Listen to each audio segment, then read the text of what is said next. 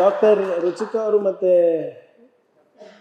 ಸುದೀಪ್ತು ಅವರು ಹೇಳ್ದಂಗೆ ಇತ್ತೀಚೆಗೆ ಇತಿಹಾಸವನ್ನು ತಿರ್ಚೋದು ಒಂದು ಫ್ಯಾಷನ್ ಆಗಿದೆ ಅನ್ಸುತ್ತೆ, especially to suit government narratives. ಸ್ವಾಮಿ ನಿಷ್ಠೆಯನ್ನು ತೋರಿಸ್ಲಿಕ್ಕೆ ಇತಿಹಾಸವನ್ನು ಹೇಗೆ ಬೇಕೇ ಹಾಗೆ ತಿರ್ಸ್ತಾ ಇದ್ದಾರೆ.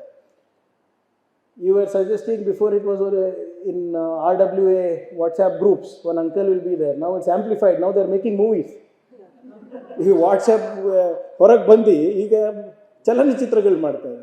ಯಾವುದೋ ಫೈಲ್, ಗುಜರಾತ್ ಫೈಲ್ಸ್ ಅಂತೆ, ಕಾಶ್ಮೀರ್ ಫೈಲ್ಸ್ ಅಂತೆ, ಕೇರಳ ಸ್ಟೋರಿ ಅಂತೆ, ಕೇರಳ ಸ್ಟೋರಿ 2 ಅಂತೆ, ಈಗ ದುರಂಧರ್ ಅಂತೆ, 1, 2 ಛಾವ ಅಂತೆ.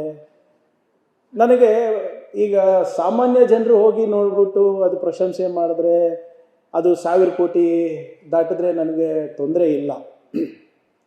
ಮೊನ್ನೆ ನಾನು ನ್ಯೂಸ್ ನೋಡಬೇಕಾದ್ರೆ ಈ ದುರಂಧರ್ ಪಿಕ್ಚರ್ ಮೊನ್ನೆ ಯಾವುದೋ ರಿಲೀಸ್ ಆದಮೇಲೆ ಒಬ್ಬರು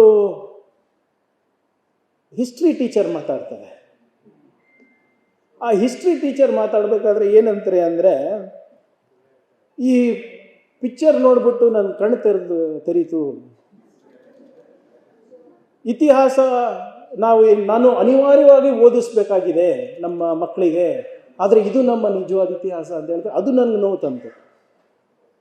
ಇದು ಯಾರೋ ಒಬ್ಬ ಆರ್ಡಿನರಿ ಸಿಟಿಸನ್ನು ಅಥವಾ ಯಾರಿಗೆ ಇತಿಹಾಸ ಗೊತ್ತಿಲ್ವೋ ಅಥವಾ BJP ಕಾರ್ಯಕರ್ತರು ಬೇರೆ ಯಾರನ್ನ ಹೇಳಿದಿದ್ರೆ ನನಗೆ ತೊಂದರೆ ಇರ್ತಾ ಇರಲಿಲ್ಲ. ಯಾಕಂದರೆ ಆ ವ್ಯಕ್ತಿ, ಆ ಶಿಕ್ಷಕಿ, she's got the power to influence 100 children, and those 100 children will talk to another 100 children. That is my problem. ನೀವು ಹೇಳ್ತಾ ಇದ್ದೀವಿ ವಾಟ್ಸಪ್ ಯೂನಿವರ್ಸಿಟಿಗಳಿಗಿಲ್ಲ, ನಾವು it's come on silver screen, big screen ಆಗಿಬಿಟ್ಟಿದೆ ಇವಾಗ. ಈಗ ಒಂದು ಒಳ್ಳೇದೇನಾಯ್ತು ಅಂದರೆ ಇಂಥ ಪಿಕ್ಚರ್ಗಳೆಲ್ಲ ಓಡ್ತಾ ಇದೆ. ಮೊನ್ನೆ ಇನ್ನೊಂದು ಪಿಕ್ಚರ್ ಬಂತು, ಶತಕ್ ಅಂತ, RSS ಅವರ ಇತಿಹಾಸದ್ದು.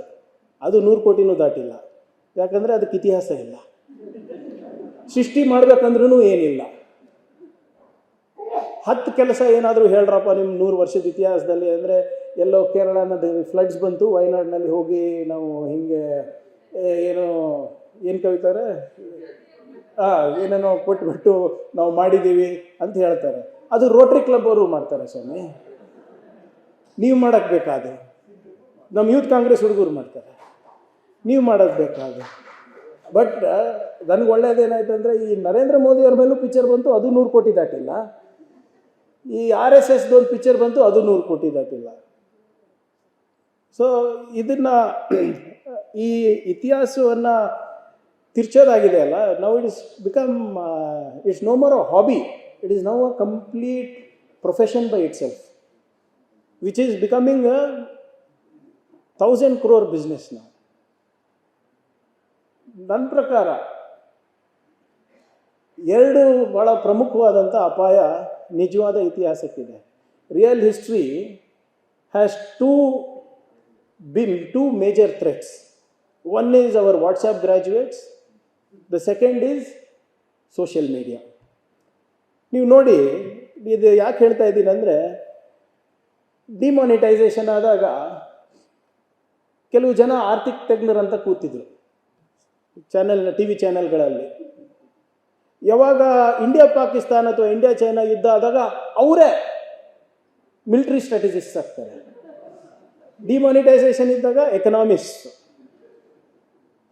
ಯುದ್ಧ ಆದಾಗ ಮಿಲಿಟರಿ ಸ್ಟ್ರಾಟಜಿಸ್ಟ್, ಕರೋನಾ ಸಂದರ್ಭದಲ್ಲಿ ಹೆಲ್ತ್ ಸ್ಪೆಷಲಿಸ್ಟ್, ಹೆಲ್ತ್ ಎಕ್ಸ್ಪರ್ಟ್ಸ್, ಚುನಾವಣೆ ಟೈಮ್ನಲ್ಲಿ ಸೆಫಾಲಜಿಸ್ಟ್ಸ್, ಪೊಲಿಟಿಕಲ್ ಎಕ್ಸ್ಪರ್ಟ್ಸ್.